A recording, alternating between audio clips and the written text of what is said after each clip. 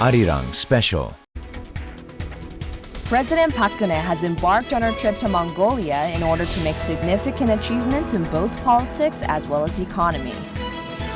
The president participated in the Asia-Europe meeting and had discussions with world leaders to better deal with the British decision to leave the EU, which has been at the center of the controversies in the fields of global politics as well as economy. Also, President Park has made an official visit to Mongolia. The two leaders have solidified bilateral economic ties by having summit talks and signing MOUs. Mongolia has been one of the major partners of Korea in the fields of politics and economy. The two countries have established diplomatic ties in 1990 and elevated their relations to a comprehensive partnership in 2011. Considering the trade volume between the two countries, trade with Mongolia has increased a lot every year because of Mongolia's rich mineral resources. Korea has mainly imported mineral resources from Mongolia and exported automobiles as well as construction and medical technologies. The two countries have sought ways to broaden areas of cooperation, which include renewable energy, culture, and bioindustry.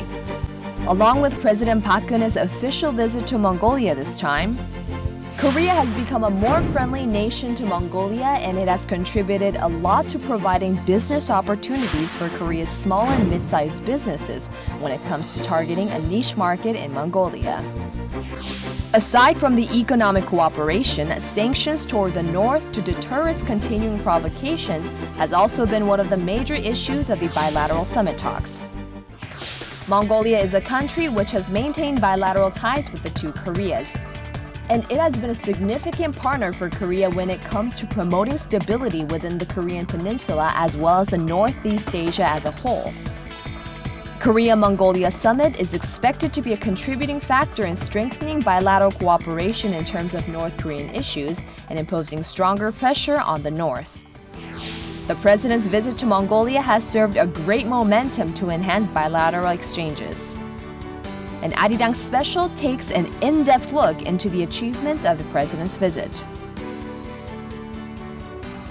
Welcome to Arirang Special, and this is your host Kim Byung-ju.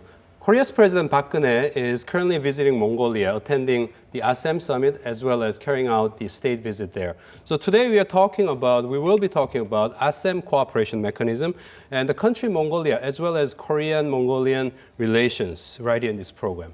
For this, we have two guests in studio, Professor Shimui Sup, counselor of the Korean Association for Mongolian Studies, and he's also Professor Emeritus of Myeongji University. Thank you very much for joining us. Thank you.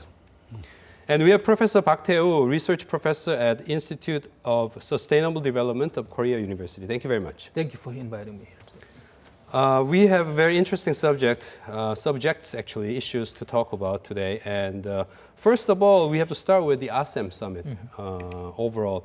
This is the 11th of summit gathering this time. And Professor Park, can we start with the importance of the ASEM gathering this time? That's right. Since its inauguration in the year 1996, South Korea has joined actively in the ASEM process, right. Especially in the economic fields.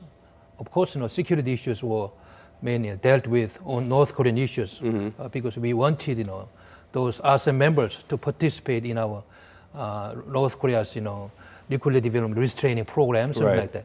And actually, when I was working in the Ministry of Foreign Affairs, I was in charge of ASEM processes, trade and investment, something like that.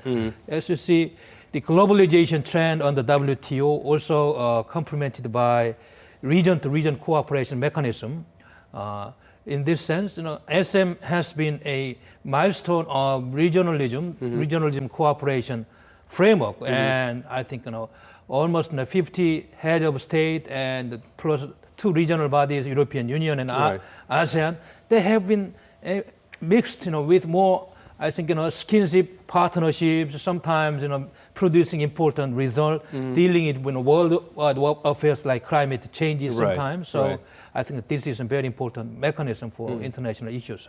Okay, makes a lot of sense. Professor Shim, about the country Mongolia, how active Mongolia been? How has that country been active in ASEM process since Mongolia is hosting this time? Okay, ASEM, is right now I think the 53 countries is membership, Right. and except Middle East countries, so Saudi Arabia, Iraq, Jordan, they are not there. Only Cyprus is together. So in this time, the Ulaanbaatar meeting is important because it's hosted by the Mongolia. Why? Mongolia was not the major country Right. in ASEM, but they want to show up the national building.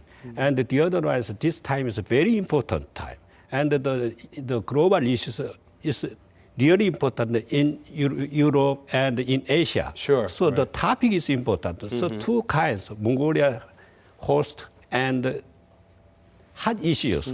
So they want to see what's happened in the UB meeting. Okay, makes good sense right there. Professor Park, continuing on with Professor Shim's words, this is ever since the UK's Brexit decision, this is probably the major multilateral gathering here. What are we expecting in terms of what will be discussed and so on? That's right. New isolationism and the trade protectionism Right. is emerging out of this kind of world trends, especially in the European Union. Eurosceptics, especially those nationalists in the Great Britain, seeking the best and glorious British Empire, something like that, Right. is making the globalization trends, I think, more and more strained nowadays. So I think, this time the ASEM summit will be dealing with these kind of issues so that the open trade trend and the WTO mechanism must not be impeded by this kind of nationalist sentiment in the future. So I think this ASEM process this time is very important so that the Brexit issues could be properly dealt with. All the national interests could be protected out of this kind of proper discussions and production of agreement among heads of state, I think. Trying to uphold the principle of global openness at this multilateral gathering. Okay. And for Korea, Professor Shim, what would this ASEM meeting actually mean? We have a lot of different, I guess, national security issues more than perhaps economic issues these days. But what would this ASEM gathering mean for Korea and Korean Peninsula? Okay, yeah. They say that the European, they matters Asia, of course, including Korea. And Asian also matters Europe. So in Korean, this kind is a very critical situation. So what happened? What is going on? European, they must to understand the Oriental countries. And what we want to guess what's the reactions for the European countries, Korean Peninsula problems. So we have to find each other's mind, what they think about that. So we try to find what's the solution, possible solutions. In that sense, it's very important. Yes. Okay, makes good sense right there. Professor Park, I think we might also want to add the North Korean issues particularly, right? Kim Jong-un has been specifically mentioned as the target of international sanction, and as well as we have the very thorny issue of THAAD as well.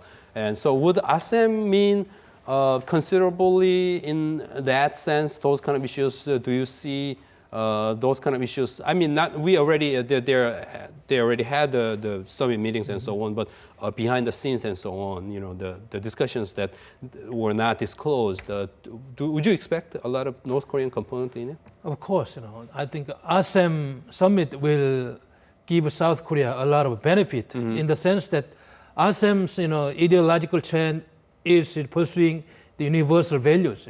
They are sanctioning on human rights abuse issues in the worldwide dimension. Right. So this time, since United States President also this time nominated Kim Jong-un, the North Korean supreme leader, as human rights abuser and creating some problems on the Korean Peninsula, I think the ASEM process will make another commitment to say warning to North Korean leader Kim Jong-un that stop human rights abuses in the future. Something like. Also, on the issue of THAAD, I think, because China is also a member of ASEM, and the United States is not there. But I think South China Sea dispute and the THAAD deployment issues, surrounded by the Korean Peninsula, I think this time China's voices will be melting down by the discussions of head of state, and our government position this time is very important, persuading China that the deployment of THAAD is only for pure defense purposes, only covering the Korean Peninsula territories, not into the far northern territories of China, something like that. Right. So that this could be a very important dialogue table for China and South Korea. Also, Japanese Prime Minister Abe Shinzo must express some opinions regarding these issues, I think. So we will learn more about what kind of discussions heads of states, especially South Korea and China and Japan, might have had behind the scenes. We'll learn more about it, but Thaad is, of course, in the center of the debate. But also Europeans, they're very sensitive about the human rights situation as well. So I'm sure we've got considerable support on that front as well. Now, Professor Shim, about the Korea-Mongol relations, the overall, how do we describe the Korea-Mongol relations? We call it, diplomatically speaking, it's a comprehensive partnership. So what does that mean, and then where are we in terms of the building cooperation between the two countries? President Park and Elbek they meet so very short time, 2 times, and they want to check how can you expand and deepen the existing project and for the better, the future project. They want to think about that. So the Mongolian businessmen and the Korean businessmen and companies, they meet many times to find a better project. So President Park, the summit meeting, they support them. So it will be, we have a great benefit from the, for the future generations. I see, I see. Very important points right there. Moving on the same point right there, Korean-Mongol relations, Professor Park. 26 years since the two countries established diplomatic relations. And so overall, Professor Shim has offered a great landscape, overall picture. Any more points to be added on the politics, economics, trade, and culture, people exchange? What do you see individually, I think, subjectively on your own? Mongolians are very similar to the appearance of South Koreans. And the way we look? And all of us probably, 90% of Koreans used to have a Mongolian spot when we were born. And it begins to disappear around the age of 4 to 5, and at the age of 13, Mongolian spot completely disappears. Getting very biological. We do share a lot of physical similarities. Also, I myself visited Ulaanbaatar, capital of Mongolia, in the year 1998 as a member of Korean-Mongolia Natural Resources Joint Committee meeting, something like that. At the time, the Ulaanbaatar was half developed, probably influenced by capitalism. But I visited again in the year 2008 as a member of international conference. About after 10 years? 10 years, something like that. Then I noticed a lot of changes. Capitalism has been prevalent there in the shop, stores, and restaurant, something like that. But probably this time, 8 years since my last visit there, a lot more changes. Almost, sure. I think, it's similar to the capitalist, model society. So this time, since our government established a comprehensive partnership in the year 2011, I think, we have been trying to extend our areas of cooperation from economics to security, something like that. Especially because Mongolia is such a mineral resources rich country in the world, 10th largest mineral resources, rich country in the world. But South Korea, we are abundant in human resources and technologies, but we don't have much mineral resources. So in this sense, in this context, mutual complementarity has been developed gradually since our diplomatic establishment in the 1990s. As of now, I think, Mongolia is the 4th largest trading partner to South Korea. South Korea is the 4th largest trading partner to Mongolia as of now, and it's developing more and more now. Right. Professor Shim, one interesting question one may have in our minds is, right now, President Park Geun-hye is visiting Mongolia, presidential visit, but only a few months ago, back in May, actually, Mongolian President Chahia Albektoruji actually visited Seoul, his presidential visit. I mean, I can see this. I mean, this time, this is a summit, the ASEM gathering takes place first, and since she's there, she's kind of paying her visit back in a way. But then we have to think about the importance of the May visit of the Mongolian president to Seoul. What did it mean at that time? Why was it important? So there was many important the issues. For example, Korean Airlines and Miat. They want to more the flights. More flights. So that was one of the most important things. The other ones, visa waive or visa exemption, that kind of problems, and the actualize the ongoing project, natural resources. And there's a lot of problems of oil 톨고에, 토반 톨고에. The progress is so lazy. So they want another partner. So how can they actualize that one? So they want to exchange ideas. So, so another thing is, we are very friendly country. Friendly country. Sure. President Park said that there is Mongolia has drastically changed. Of course, it's true. The other one is, when you're walking around the Ulaanbaatar street, I think almost 80%, 90%, they understand the Koreans. Even they don't speak Korean, because there's a Korean drama like that. I see. So everyone knows why the Koreans not coming here. Actually, for the project participation. So that's every day they want to ask them. So we want to expand and deepening the business cooperation. So that's it's not like President Park Geun-hye's visit this time would handle all the problems, all the issues, because the interaction between the two countries has such a big size in terms of its magnitude and all that. The May visit was necessary. Okay, right. Professor Shim mentioned something very interesting, the Mongolian people's understanding of Korea and so on. One time I was actually reading an interview of a Korean ambassador to Mongolia, and the ambassador was saying, actually, Mongolia is about the country of 3 million people. And in Korea, according to ambassador's words, in Korea we have already 30,000 people here, so that's about 1% of the population residing in Korea. And as Professor Shim implied, if you add up all the people who have had experience in Korea or with Korea, we're talking about more than 10% of the population actually feeling very familiar with Korea and so on. So would you believe in those numbers? I mean, I thought those numbers were shocking, by the way. But would you take the side with the view that actually that's the exposure of Mongolian people to Korea? It's an enormous figure that 10% of a Mongolian population got accustomed to Korean languages and cultures who used to stay here, either through education or job opportunities or personal exchange, something like that.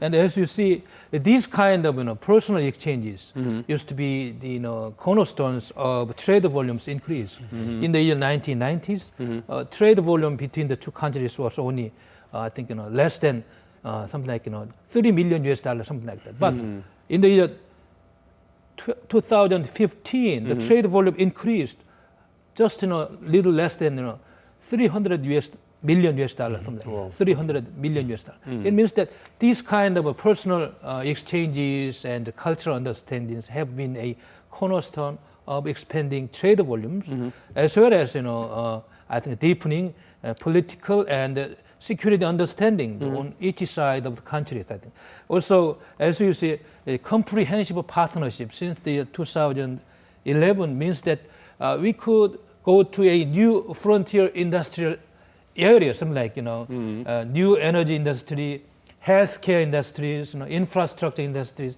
development cooperation, something like cultural and personal exchanges, more increases in the future. So I think this kind of personal, I think understandings between the two countries greatly contributed to expanding all the, I think trade volumes, also understandings of each other. That's quite an exciting story here we're talking about. Then, Professor Shim, from Korean perspective, Korean business people, business community, and those people who are engaged in ODA projects trying to help developing countries with particular focus on Mongolia here, what's the level of the attention or interest, if you will, from this side, from Korea, attention and interest in Mongolia? How would you describe that?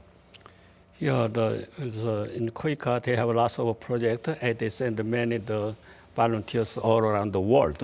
But in my opinion, I wanted to send more volunteers to Mongolia, and we can use the alumni of all volunteers. They want to enjoy the Mongolian development project. So the image is very good in Mongolia, because it's different to the other countries. Because lots of Mongolians they understand Koreans, they're very familiar. So there's no difference. So we can help them, and they ask us. So what can we do?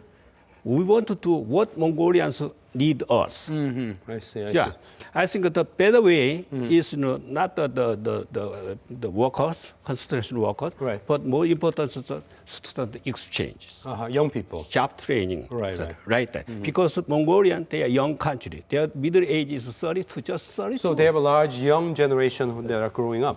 Yes, of course. They are the mainstream of the Mongolian body. I see. Yeah, we have to watch that. So basically what you're saying is since Korea is trying very hard to help other developing countries, if any country, the country that Korea can effectively help, more effectively help, would be Mongolia. That's why we have to focus on Yes, Mongolia. yes, Okay. yes. Lots of interesting discussions so far about the overall landscape here, and we want to get further details about the Korea-Mongolia economic cooperation right after this.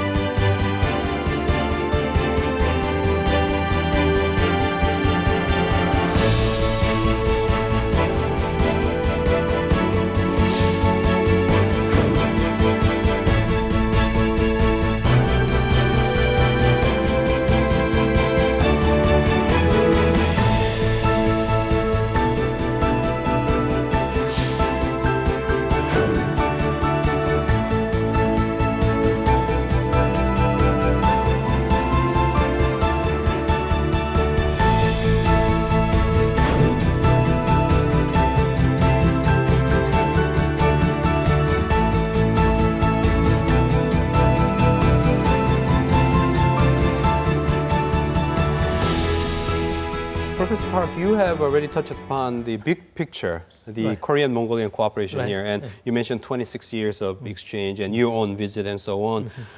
In terms of the trade and business cooperation, what are some of the major areas of exchange between the two countries, would you say? I mean, of course, you mentioned, Mongolia is very rich in terms of their natural resources and so on, and I would imagine that Korean companies that have stake in natural resource development would be there as well. So what are some of those areas of exchange, economic and business cooperation?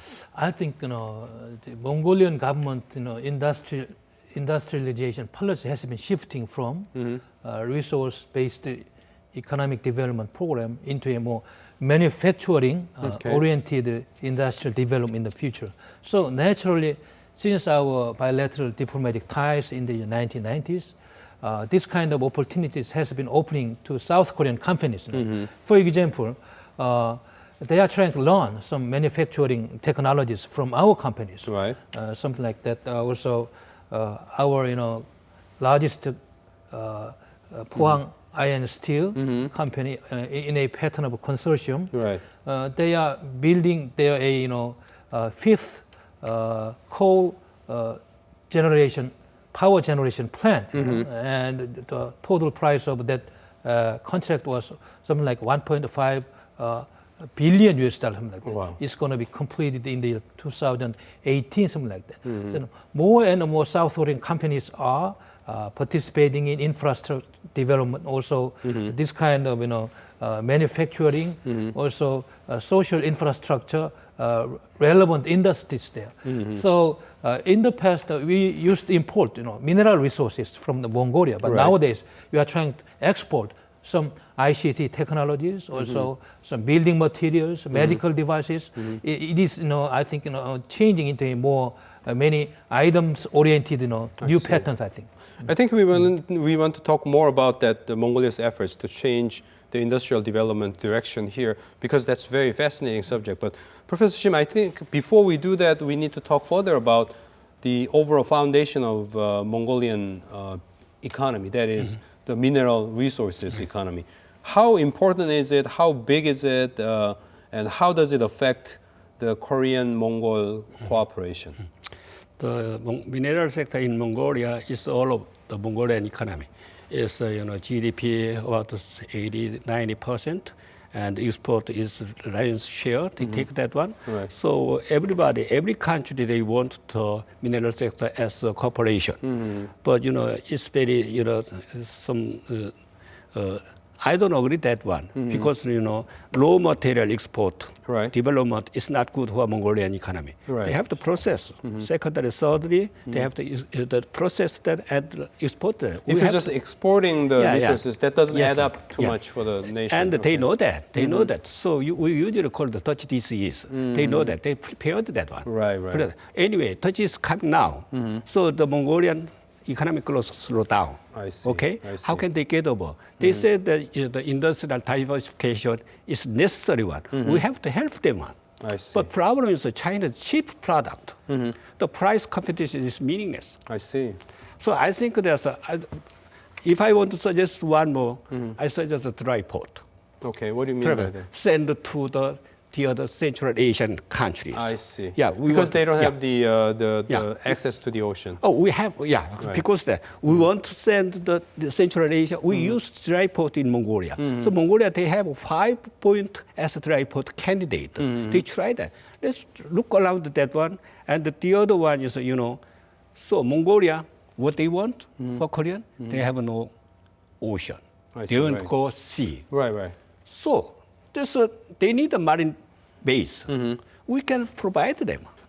Professor Park, let's revisit your issue about the challenges that actually Mongolia face because of their traditional dependence on minerals and natural resources. And by the way, I think Mongolia is a very strong producer of rare earth material. That's right. And China used to be the main player there, and a lot of people were concerned about the global dependency on Chinese-produced rare earth material. And Japan got burnt big time because of that dependency one time, right? And so Mongolia has that rich resource of rare earth material, but nevertheless, as you both of you have mentioned, what some economists would call the resource curse, when your economy is too much dependent on natural resources, that could actually distort your economic growth, right, as a whole. And I guess that's why they've been trying to change their direction to industrialization. But when they do so, as Professor Shim mentioned, when they do not have access to the ocean and stuff, they face enormous challenges, right? That's right. If they don't have, easy access to sea lanes, I think. Right. Also, South Korea's, economic development experiences prove that because we are surrounded by oceans, we are benefited a lot by this. So, Mongolian government strategically needs cooperation in approaching the maritime powers in the future, I think. So, this is very important. Also, as you talked about, the 16.5% of rare earth materials potential reserve in Mongolia. lies in Mongolia. Right. A huge amount. It could be an alternative to Chinese, Right. protectionism of that material in the future. So this is a very important point, I think. Also, as you mentioned, about the total export volume of Mongolia is not that much, but 90% of them are from mineral resources. This is too much dependent on Right. mineral resources sector. So they are trying to diversify exporting items, also industrialization paradigms. So they do need the technologies, also the investment from our government, like Right. Japan and South Korea, advanced, capitalist economies. So I think this is a very important momentum that the future economic complementarities shall be expanded more and more, I think. That's why there is even more room for cooperation between Korea and Mongolia for sure. Professor Shim, Mongolian economy, we've been discussing how the economy faced some recent troubles despite its good performance in recent years. I think one time their economy grew big time and then all of a sudden it dived down because of many issues, but more importantly than others, the overall, depression, general depression of the natural resources market worldwide, commodities market, all that kind of stuff. And Mongolian economy has suffered a lot, right? So tell us a little bit about the challenge that Mongolia faced in that global downturn, plus how that affected Korean companies that are active in Mongolia. Yes, slowdown and the raw material prices. That's big difficult to the Mongolian economy, Right. and it affected every corner of the Mongolian life. I see. So how can we cooperate Mongolian companies right now? I suggest somebody said that the Eurasian value chain. Okay, Eurasian value chain. Yeah, Eurasian value chain. What that means? Korean technology and Mongolian natural resources we make together, and we produce new product, and we find new market. New product, new market. Yeah, Okay. in Mongolia, they can find that, and we can extend, export to the other neighboring countries. So the young generation, they can do that. Not only the manufacturing sector, service sector is good enough. I see. How about the Hallyu? We have a lot of frontiers. Right, Okay. right. Yeah, they really like Korean Hallyu. So that's Korea in way. service sector is also one of those industry diversification.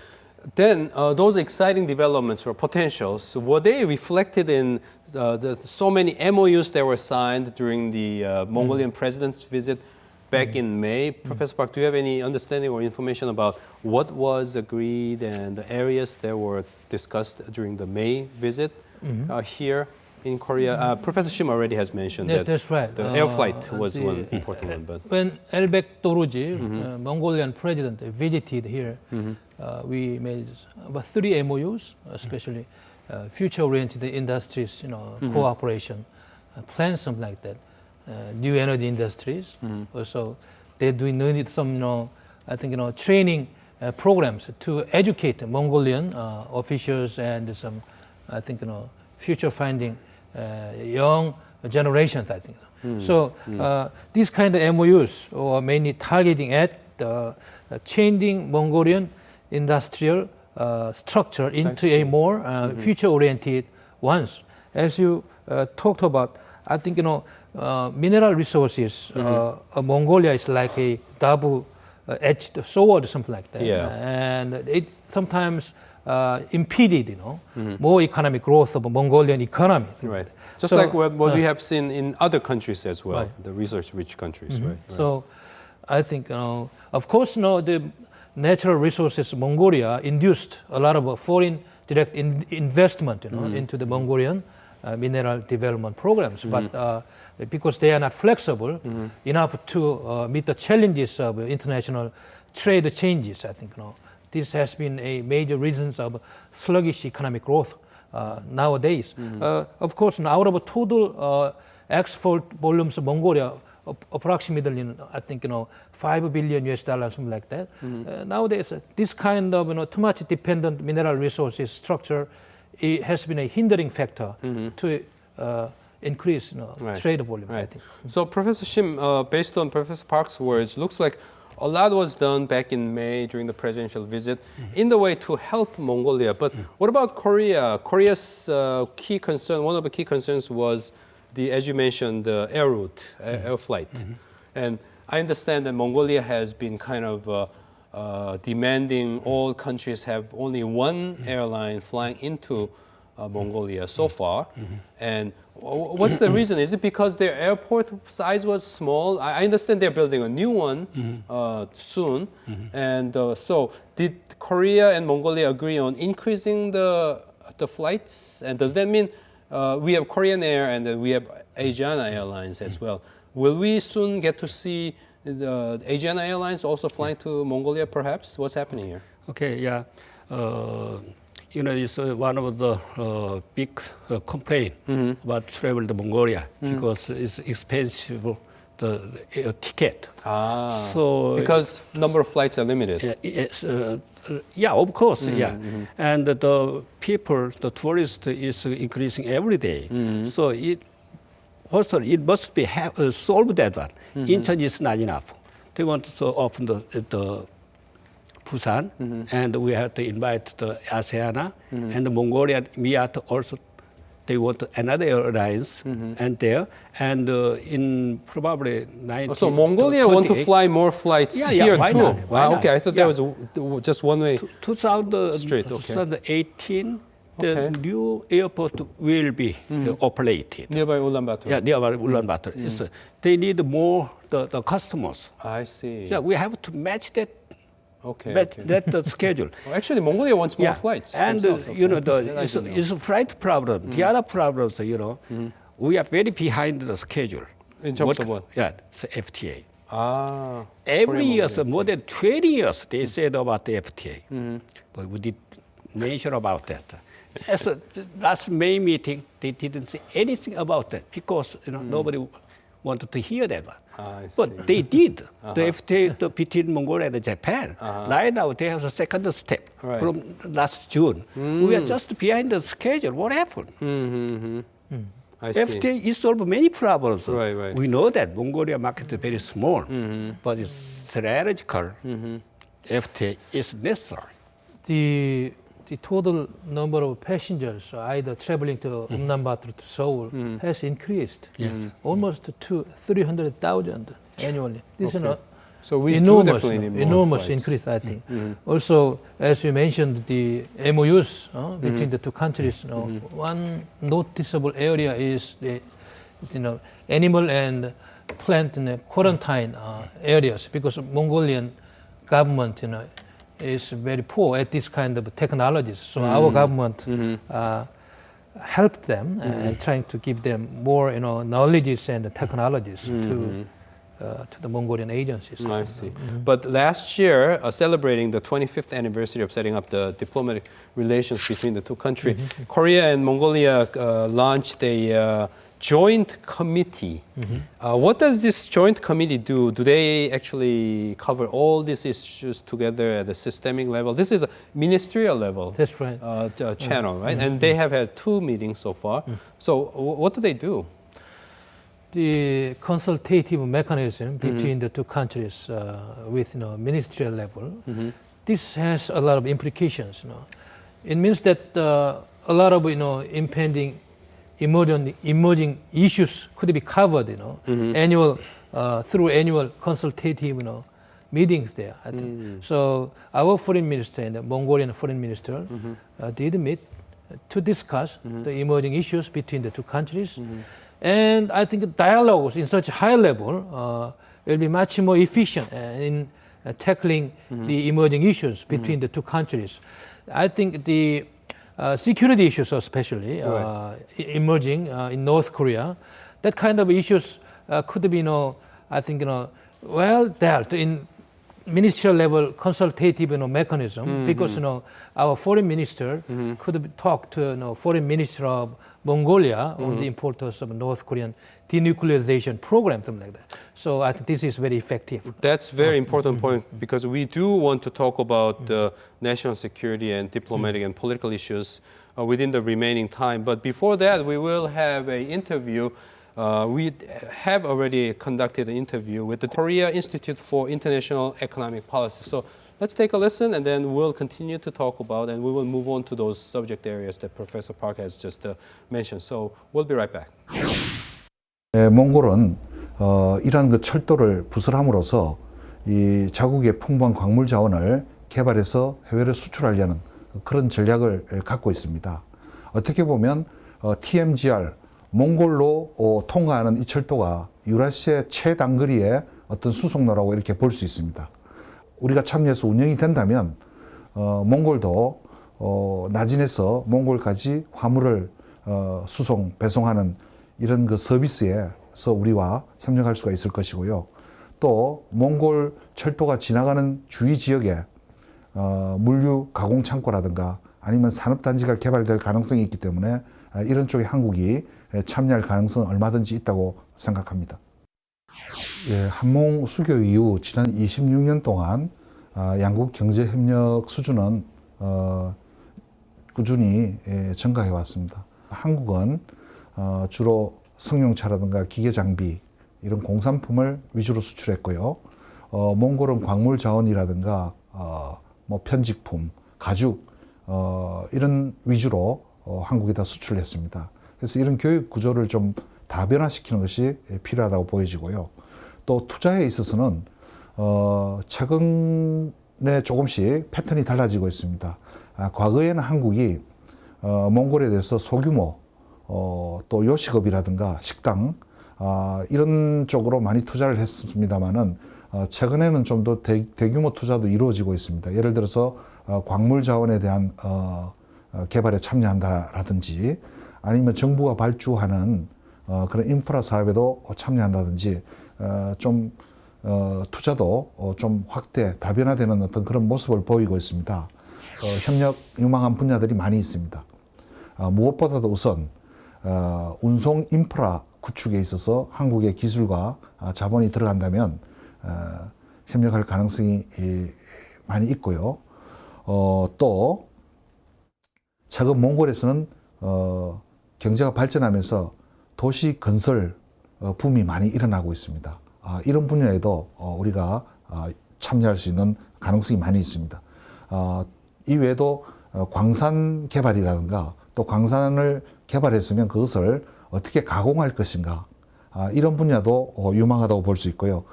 또 아울러서 재생에너지 분야 몽골에는 아시다시피 풍부한 그 태양광 또 풍력이 아주 풍부합니다. 그걸 활용하는 재생에너지 분야에서도 유망하고요. 그 외에 이제 몽골이 산업 정책을 통해서 설립하려는 어떤 그 정유 공장 또는 구리 재련소 이런 쪽에도 우리가 노하우와 기술이 있기 때문에 진출을 하면 가능성이 있다고 볼 수 있고요. 한국과 몽골의 의원 친선 협회를 보다 활성화시킬 필요가 있습니다. 그런 네트워크를 통해서 양국 간의 교류를 또는 또 협력을 정진할 수가 있을 것 같습니다. 몽골도 그렇고 러시아도 그렇고 중앙아시아도 그렇고 이 유라시아 이니시티브라는 것이 대단히 중요한 한국의 대외 전략이라고 생각합니다. 이것은 1, 2년 동안 끝날 게 아니고 앞으로 2, 30년은 한국의 중요한 대외 전략이 되어야 되거든요. 그런 점에서 유라시아의 전문가를 인재를 양성하는 것이 대단히 중요한 문제입니다. Professor Shim, we want to talk about the security and political issues between the two countries here. And in that, we have to mention North Korea. Mongolia and North Korea, they have had a long relationship, up and down, and sometimes downside more recent years as South Korea and Mongolia relationship has been building up. How would you describe overall the relationship between Mongolia and North Korea? One thing that I know is quite recently, which was 2013, October, Mongolian president visited North Korea. So that's a little bit of a surprise to me. Why would you do that and what that actually mean about the North Korea, Pyongyang, Ulaanbaatar relationship? How would you describe that? Yes, they have a good relations during the Cold War times. Of course. Right. After that, still they are continuing. They are But it's changing now because South Korea is more important for their Mongolian economy. Also, politically, North Korea is also important because they want to go out to the sea, they have to pass North Korea. And they surround the superpowers. Another gate is North Korea. I see. So they cannot ignore the North Korea. They cannot give up North Korea. Never. Okay. So that's one. Right now, what's the difference? You know, many North Korean construction workers working on the Ulaanbaatar street. That's right. Still, I heard yeah. that. Yes. That's the one of the problem. You know, there's a lot of Chinese construction workers there, but there's a counterpart. Okay. So Mongolian is very population size is small, and the construction works are very small. So they need the high-rise building. Who built that one? They need the manpower, import from the manpower. Vietnamese and the North Korean and the Chinese, lots of Chinese, they operate that one. I mean, you know, North Korean workers earning foreign exchange overseas has been an issue of controversy so far. So Yeah. I guess this kind of interaction between, you know, Seoul and Ulaanbaatar could actually focus on that subject as well, naturally speaking. But as an expert on Korean-Mongolian affairs, what was it like back in 1990 when Korea and Mongolia set up its relations? Was it a big shocker for North Korea? Was it after the Mongolian Revolution that we set up the diplomatic relations? I'm not sure The sequence is not clear. Okay. So not clear, but you know, anyway, that is time for Cold War. And, after that, you know, Tumen River initiative. Right. Tumen River initiative, it was important. I see. It was a possible great historical chance to going out from the landlocked country. They are really interested in Tumen River project, but it's stagnant. I see. Right. So they need Tumen River who control that one. Russia, China, and North Korea. They never ignore the North Korean policies. I see. So they have that. But they need the South Korean big market, Japanese big market. Of course. They have to solve that one. Right. How can get there? That's Mongolia's big project. So they have to control all of the neighboring countries. How can they control that for the Mongolian interest? That's the main diplomacy dilemma. I see. So that's a very important point. Elbek Dorji, the president of Mongolia, used to engage in Mongolian democratization movement. Yes. He was like a symbol of Mongolian democratization. So when he visited North Korea, Pyongyang in the 2013, he made a very important speech in the Kim Il-sung University. There's something like that. Did he emphasize something that North Koreans did not want to hear? Yeah, he criticized dictatorship by saying that any type of dictatorship is not permanent, something like that. So also the free living of people is the most important thing. Wow. So it means that the Mongolian Everybody president surprised is criticizing North Korea, and because the South Korean government is much more important as of now, more benefited, because the Mongolian people staying in South Korea is making a lot of money every year, sending cash to the Ulaanbaatar, to the relatives and parents there back in Mongolia. More than North Korea, I think South Korea has been a major partner of Mongolia. That's an important point. And in that regard, there has been, I guess, hope on our side, on Seoul's side, hoping that Mongolia would kind of offer a kind of, lesson for North Korea to change themselves. But I guess for North Koreans, this kind of abrupt political change or revolution is the last thing they want to see, of course, right? From an expert perspective, still, do you think there are things that North Korea could sincerely want to emulate in terms of Mongolian experience? Is there any hope in terms of learning from Mongolia in Pyongyang? I'm not sure. I'm not sure. Anyway, the environment is changing now. So everybody, there's economic sanction, embargo is critically damaging for North Korea. It's true. But they have everywhere there's some peepholes. Yeah, Chinese, they never forget the North Korea. Mongolia all same, Russians same. So we need also North Korea to stimulate the Eurasia initiative. I see. Right? Right now we are waiting for the Eurasia era. Okay. What's that? Europe, America, Asia, Eurasia, Eurasia, Eurasia. I see. So era is coming now. We have to prepare that. Maybe 2 decades or 3 decades after that, when the Mongol young generation getting old, then maybe there's a possibility to realize that. So that means what means Mongolian development, Russian primordial development, and the Dongbei development, including everything. Yeah. Okay, I think the list of future cooperation is quite long here, but before we close, briefly switching to what's happening in Mongolia right at this point, the presidential visit there. We all have to speculate, Professor Park, but would you speculate that President Park Geun-hye had much to say about Mongolia's action on perhaps North Korean labor there in terms of the way to increase pressure on North Korea? What's your speculation in terms of President Park's words to Mongolian president? I think at this time, President Park Geun-hye conveyed, strong message through the ASEM summit meeting that human rights issues is very important, and human rights abuses happening in North Korea must not be tolerated anymore. So international community must help, reducing the pains of North Korean people there. And also, as you mentioned before, can Mongolia be a role model for North Korea in the future someday? I don't think, North Korean system could follow the opening line of Mongolia unless they give up dictatorship. This is a big differences between the two countries. Keeping that point in mind, as a wrap-up, Professor Park, what should South Korea do in the future further with Mongolia for this inter-Korean issues as well as even greater cooperation between the two countries? What should be our future focus in working with Ulaanbaatar? I think, we have already devised good mechanisms, to implement the future MOUs, also cooperation projects in the future. As you mentioned, we established ministerial level consultative joint committees, and also the head of state visit at intervals of 1 month this time. Enough. What is important is that to facilitate it in detail, helping them what they need, from a small items.